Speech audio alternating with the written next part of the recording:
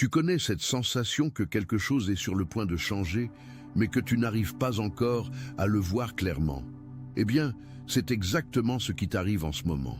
En cet instant, pendant que tu regardes cette vidéo, quelqu'un, quelque part, regarde un document avec ton nom et ressent une confusion qu'il ne parvient pas à expliquer. Les chiffres ont changé. Le statut s'est modifié. Quelque chose qui semblait définitif a commencé à se transformer. Et ce n'est pas une coïncidence. C'est le début d'un retournement que tu attends depuis très longtemps. Reste jusqu'à la fin de cette vidéo, car je vais te montrer exactement ce qui se passe sur le plan spirituel. Pourquoi le système qui semblait ignoré auparavant réagit désormais à ton nom, et ce que tu dois faire pour ne pas bloquer ce qui arrive. Ne saute aucune partie. Chaque passage de ce contenu a été construit pour toi. Commençons par une question directe. Combien de fois as-tu vérifié ce solde, ce dossier, cet email, en espérant une réponse qui n'arrivait pas? Combien de fois t'es-tu couché le cœur serré? As-tu prié avec une foi que tu pouvais à peine maintenir?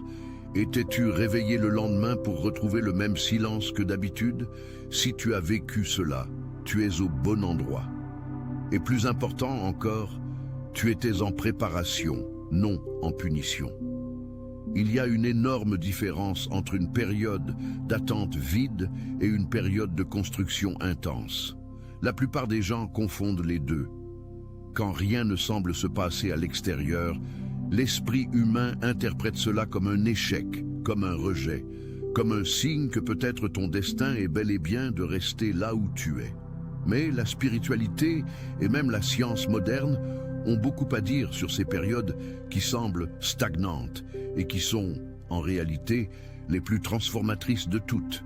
Réfléchis avec moi à une graine plantée dans le sol. De l'extérieur, tu ne vois absolument rien pendant des semaines. La terre est immobile. On dirait que rien ne s'est passé. Mais sous cette surface, tout un processus de transformation est en cours. La graine brise son enveloppe, étend ses racines, absorbe des nutriments, construit la structure qui va soutenir tout ce qui viendra après. Si tu arraches cette attention, vous devez vous préparer maintenant. J'ai préparé un contenu exclusif pour ceux qui sentent qu'ils ont été mis à part pour quelque chose de plus grand, mais vivent entourés de bruit, de distractions et de surcharge mentale. C'est un parcours de 30 jours qui va transformer votre vie, un chemin guidé pour blinder votre esprit et vous préparer à ce qui vient avec des pratiques quotidiennes de focus, de limites et de discipline, également disponible en version audio immersive. Plus de 10 000 lecteurs ont déjà transformé leur vie grâce au parcours de 30 jours. Des milliers de personnes ont déjà commencé cette transformation. Des gens comme vous, qui en avaient assez de vivre dans le brouillard. Des personnes ordinaires qui ont décidé de ne plus accepter le chaos mental. Profitez de cette offre à durée limitée, uniquement ce mois-ci. Accédez à votre lien juste en dessous, dans le commentaire épinglé. Graine du sol avant le temps, en pensant qu'elle ne pousse pas, tu détruis exactement ce qui se construisait en silence. Tu étais cette graine. Et maintenant, l'heure est venue de percer la terre, ce que signifie le choc avec ton nom. Je vais t'expliquer ce que la prémisse de cette vidéo veut vraiment dire quand elle parle de choc à la banque, ou de tout système formel qui fait partie de ta vie. Nous ne parlons pas nécessairement d'une institution financière spécifique, nous parlons de tout système qui, à un moment de ta vie, a représenté un obstacle, un refus, une porte fermée. Cela peut être une banque, cela peut être une procédure judiciaire, cela peut être une entreprise qui t'a licencié, cela peut être une relation qui semblait définitivement terminée, cela peut être une opportunité d'affaires qui a été classée avant de décoller. Ces systèmes, ces structures, ces personnes qui prenaient des décisions sur ta vie sans vraiment te connaître, réagissent maintenant à quelque chose qu'elles ne parviennent pas à nommer. Et cela a une explication qui va bien au-delà de ce que les yeux peuvent voir. La physique quantique, que beaucoup pensent être un sujet réservé aux scientifiques, a découvert quelque chose de fascinant. Tout dans l'univers est de l'énergie en vibration. Chaque pensée que tu as, chaque émotion que tu traites, chaque prière que tu murmures dans l'obscurité de ta chambre, émet une fréquence réelle, mesurable, qui affecte le champ autour de toi. Le physicien allemand Max Planck, l'un des pères de la mécanique quantique, a affirmé que la matière en elle-même n'existe pas indépendamment de la conscience qui l'observe. En d'autres termes, ta perception, ton intention et ta foi ont un pouvoir réel sur la réalité matérielle. Ce n'est pas du mysticisme bon marché. C'est la science de pointe confirmant ce que les traditions spirituelles les plus anciennes du monde enseignaient déjà il y a des millénaires. Quand tu as gardé la foi même sans voir de résultat, quand tu as prié même sans sentir de réponse, quand tu as refusé d'abandonner même avec tout ce qui conspirait pour que tu abandonnes, tu as littéralement modifié la fréquence du champ énergétique autour de toi. Et cette modification de fréquence produit des effets réels dans le monde physique, y compris dans les décisions de personnes que tu n'as jamais rencontrées personnellement. Pourquoi maintenant justement ? Tu dois te demander, mais pourquoi maintenant? Pourquoi ce changement se produit-il en ce moment et pas avant? La réponse a deux dimensions, une spirituelle et une complètement pratique. Du point de vue spirituel, il y a le concept de temps divin, que les traditions chrétiennes appellent kairos, différent du chronos, qui est le temps linéaire de l'horloge. Le kairos est le moment juste, l'instant parfait où toutes les conditions nécessaires s'alignent pour que quelque chose se produise de manière complète et durable. Ce n'est pas le temps que tu choisis, c'est le temps qui a été préparé pour toi. Pense à combien de fois tu as voulu quelque chose avant le moment juste et, quand ce n'est pas venu, tu as été dévasté. Mais en regardant en arrière, tu peux voir que si c'était venu à ce moment-là, tu n'aurais pas eu la structure émotionnelle, spirituelle ou pratique pour soutenir ce que tu demandais. La bénédiction qui arrive avant le moment juste peut devenir un fardeau. Et celui qui t'aime vraiment, que ce soit Dieu, l'univers, la force supérieure en laquelle tu crois, ne te donne pas un fardeau, il te donne une moisson. Du point de vue pratique, il y a ce que les psychologues appellent l'effet de persévérance cognitive. Des études menées par l'université de Stanford aux États-Unis ont montré que les personnes qui maintiennent une constance dans leurs actions et leurs croyances au fil du temps développent une sorte de champ d'influence autour d'elles. Les gens autour d'elles commencent à les associer à la persévérance, à la solidité, à quelque chose qui mérite l'attention. Cela affecte inconsciemment les décisions des autres, même lorsque ces personnes ne réalisent pas qu'elles sont influencées.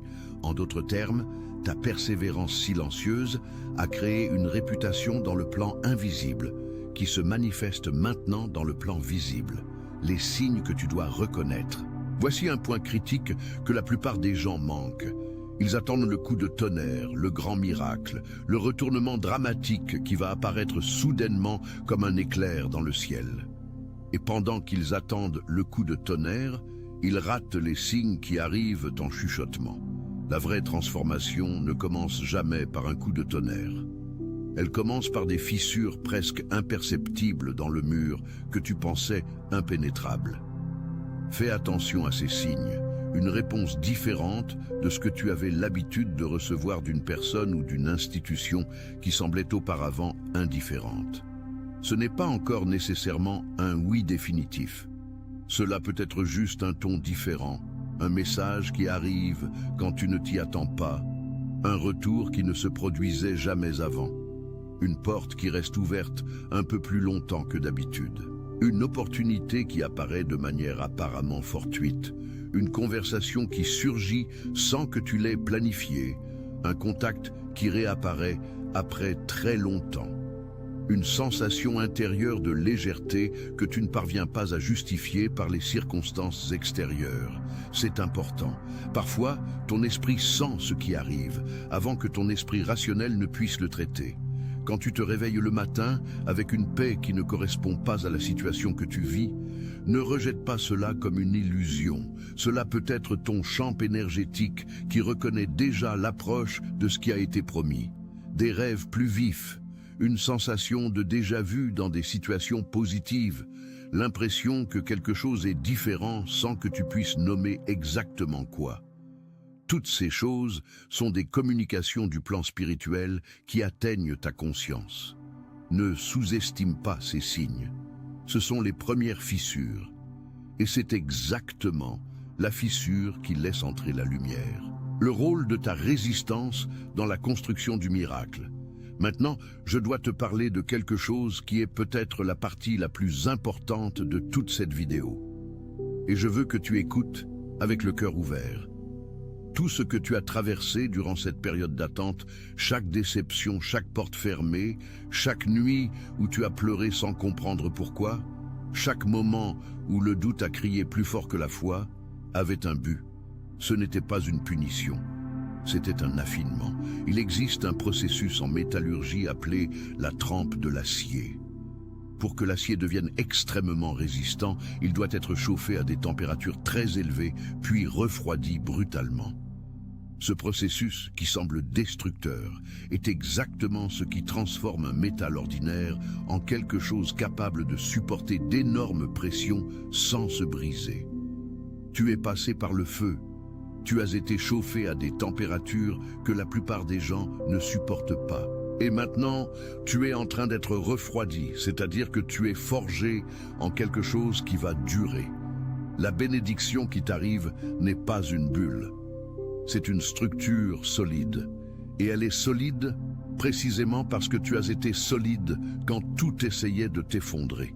La Bible parle dans Jacques 1,3 et 1,4 de l'épreuve de la foi qui produit la persévérance, et de la persévérance, une foi achevée, qui produit un caractère mûr et intègre, sans manquer de rien. Ce n'est pas seulement un texte religieux, c'est la description d'un processus spirituel et psychologique réel qui arrive aux êtres humains qui décident de ne pas abandonner. La psychologie positive, domaine développé par le psychologue Martin Seligman de l'Université de Pennsylvanie, a identifié que les personnes qui traversent des adversités significatives et maintiennent une posture de résilience active, c'est-à-dire qu'elles ne font pas que survivre mais cherchent un sens dans la souffrance, développent ce qu'il a appelé la croissance post-traumatique. Ces personnes ne se contentent pas de se rétablir. Elles émergent avec des capacités qu'elles n'avaient pas avant, avec une sagesse émotionnelle, une profondeur de caractère et une capacité de gratitude qui n'existerait tout simplement pas sans la traversée de la vallée. Tu es en train d'émerger. Et tu émerges avec quelque chose que l'argent ne peut pas acheter, que le système ne distribue pas, qu'aucune connexion humaine ne peut te donner. L'autorité spirituelle de celui qui est allé au fond et est revenu avec la foi intacte. Pourquoi le système réagit à votre nom? Approfondissons un peu plus la question spécifique du titre de cette vidéo. Pourquoi la banque, le système, l'institution est-elle bouleversée par votre nom? Je veux vous présenter un concept de la physique appelé la résonance morphique, développé par le biologiste Rupert Sheldrake. La théorie de Sheldrake suggère qu'il existe un champ de mémoire collective qui connecte les individus d'une même espèce ou groupe, et que ce champ influence les comportements et les décisions bien au-delà de la communication physique directe. En d'autres termes, votre intention, votre foi et votre fréquence énergétique créent des ondulations qui atteignent des personnes et des systèmes que vous n'avez jamais touchés physiquement. Quand vous avez persévéré dans la foi pendant une longue période, vous avez construit une pression dans le champ autour de vous. Cette pression est réelle. Elle agit comme une force qui pousse les obstacles sans que vous ayez besoin de bouger physiquement. Elle atteint des lieux où vous n'avez jamais été. Elle touche des bureaux, des systèmes, des processus, le cœur des personnes qui prennent des décisions concernant votre vie. C'est ce que les traditions spirituelles nomment la grâce divine. Ce n'est pas une magie aléatoire, c'est la réponse naturelle du champ universel à une fréquence maintenue haute et constante suffisamment longtemps pour produire des résultats concrets. Et voici le détail que la plupart des gens ignorent. La grâce ne vient pas pour celui qui n'en a jamais eu besoin. La grâce vient pour celui qui a survécu à son absence avec dignité. car le champ énergétique que vous avez créé durant la traversée est proportionnel au poids de ce que vous avez porté sans tomber. Combien de fois avez-vous porté un poids qui semblait impossible et vous n'avez pas tombé? Chaque fois que vous ne tombiez pas, vous ajoutiez plus de pression à ce champ, plus de force à cette ondulation. Et maintenant, cette ondulation atteint des lieux que vous ne saviez même pas devoir réagir. La mémoire de la souffrance qui s'est transformée en carburant. Je dois faire une pause ici et vous parler de quelque chose rarement dit dans ces espaces. Il existe une tendance humaine très forte de vouloir effacer la mémoire de la souffrance dès qu'elle passe. C'est naturel. L'esprit cherche le soulagement. Mais il existe un risque subtil dans cet effacement. Vous pouvez perdre le carburant le plus puissant que vous possédez. Réfléchissez avec moi. Chaque Français qui a traversé une crise financière sévère et a pu se reconstruire porte en lui une carte de comment survivre, de comment prendre des décisions sous pression, de comment distinguer l'essentiel du superflu, de comment valoriser ce que beaucoup de gens qui n'ont jamais perdu rien n'ont pas encore appris à valoriser. Cette carte n'a pas été acquise dans un cours, n'a pas été enseignée à l'école, n'a pas été transférée par héritage. Elle a été construite dans la douleur, au cœur de la nuit, avec le compte dans le rouge, dans la dignité avalée, dans l'humilité forcée qui ensuite s'est transformée en vertu choisie. En France, selon les données de la Banque de France, des millions de personnes connaissent des difficultés financières. Ce ne sont pas des statistiques froides. Ce sont des millions d'histoires de personnes qui se sont réveillées un jour avec le cœur serré à l'évocation du nom de la banque, qui ont ressenti l'embarras d'avoir une carte refusée, qui ont expliqué à leurs enfants pourquoi les choses étaient différentes, qui ont murmuré des prières que personne n'a entendues, excepté Dieu. Si vous faites partie de ce groupe ou si vous l'avez été à un moment, vous savez exactement de quoi je parle. Et vous savez aussi que cette expérience vous a enseigné des choses que aucun argent peut acheter. Elle vous a enseigné à gérer avec sagesse, à ne pas gaspiller, à prioriser ce qui importe réellement, à être reconnaissant pour des choses que vous ne remarquiez même pas avant. Quand le changement arrive, et il arrive maintenant, vous ne serez plus la même personne qui a entré dans la crise. Vous serez celui qui connaît la valeur de ce qu'il possède. Et cela, plus que toute ressource matérielle, est ce qui va garantir que ce qui arrive maintenant va durer et va grandir. L'identité de l'élu. Le titre de cette vidéo utilise une expression en anglais que je veux traduire pour vous profondément. Chosen One, l'élu. Mais être élu ne signifie pas chanceux, ne signifie pas favori arbitraire d'une force aléatoire. Cela signifie quelque chose beaucoup plus spécifique et beaucoup plus exigeant. Être un élu signifie avoir été testé et avoir passé le test, signifie avoir eu toutes les raisons du monde pour abandonner et avoir choisi de rester, signifie avoir porté le poids de l'attente sans transformer cette attente en cynisme, sans laisser la douleur empoisonner la foi. Il existe une différence entre celui qui attend passivement et celui qui attend activement. Celui qui attend passivement s'assoit et attend que quelque chose change, sans se transformer, sans grandir, sans faire rien avec le temps de l'attente autre que souffrir. Celui qui attend activement, le véritable élu, utilise chaque jour de la période d'attente pour devenir plus humble, plus sage, plus capable, plus reconnaissant, plus profond. Vous n'êtes pas arrivé jusqu'ici par hasard. Votre présence dans cette vidéo, à ce moment précis, est en elle-même un signe. Car ceux qui ont abandonné ne cherchent plus de contenu comme celui-ci.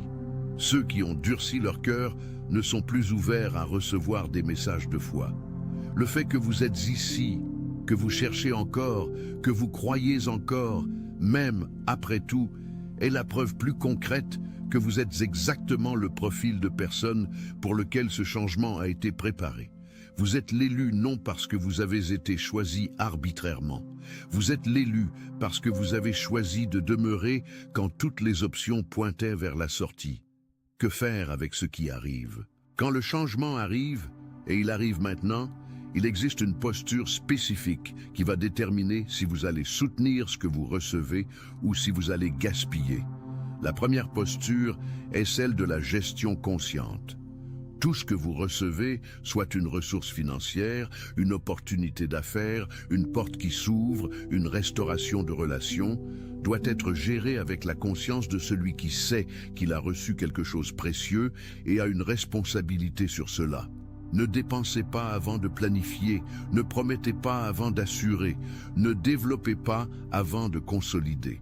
La deuxième posture est celle de la générosité stratégique.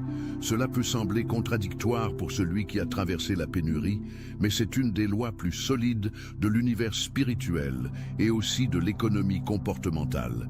Celui qui distribue avec sagesse crée des canaux pour que plus entrent. Je ne parle pas de donner au-delà de ce que vous avez. Je parle de ne pas fermer les poings avec peur au moment où ils sont enfin pleins. La générosité ne rend pas pauvre le généreux. Elle signale aux champs que vous avez confiance dans l'abondance et n'avez pas besoin de retenir par peur. La troisième posture est celle de la mémoire active de la traversée. N'oubliez pas d'où vous venez. N'oubliez pas ce qu'il a coûté d'arriver jusqu'ici. Car cette mémoire n'est pas pour vous maintenir petit, elle est pour vous maintenir reconnaissant. Et la reconnaissance, comme nous avons déjà dit, maintient le canal ouvert pour que cela continue d'arriver. Que faire pour ne pas bloquer ce qui arrive? Voici la partie pratique, car la spiritualité sans action est seulement théorie et vous avez besoin de résultats concrets dans votre vie. Il existe des comportements spécifiques qui bloquent l'arrivée des grâces qui sont déjà en chemin. Et il est fondamental que vous reconnaissiez si vous tombez dans l'un d'eux. Le premier blocage est l'anxiété réactive. Quand vous commencez à voir les premiers signes de changement, la tendance naturelle est d'accélérer, de forcer, de tenter de contrôler le processus. Attention, vous devez vous préparer maintenant. J'ai préparé un contenu exclusif pour ceux qui sentent qu'ils ont été mis à part pour quelque chose de plus grand, mais vivent entourés de bruit, de distractions et de surcharge mentale. C'est un parcours de 30 jours qui va transformer votre vie, un chemin guidé pour blinder votre esprit et vous préparer à ce qui vient avec des pratiques quotidiennes de focus, de limites et de discipline, également disponibles en version audio immersive. Plus de 10 000 lecteurs ont déjà transformé leur vie grâce au parcours de 30 jours. Des milliers de personnes ont déjà commencé cette transformation. Des gens comme vous, qui en avaient assez de vivre dans le brouillard. Des personnes ordinaires qui ont décidé de ne plus accepter le chaos mental. Profitez de cette offre à durée limitée, uniquement ce mois-ci. Accédez à votre lien juste en dessous, dans le commentaire épinglé.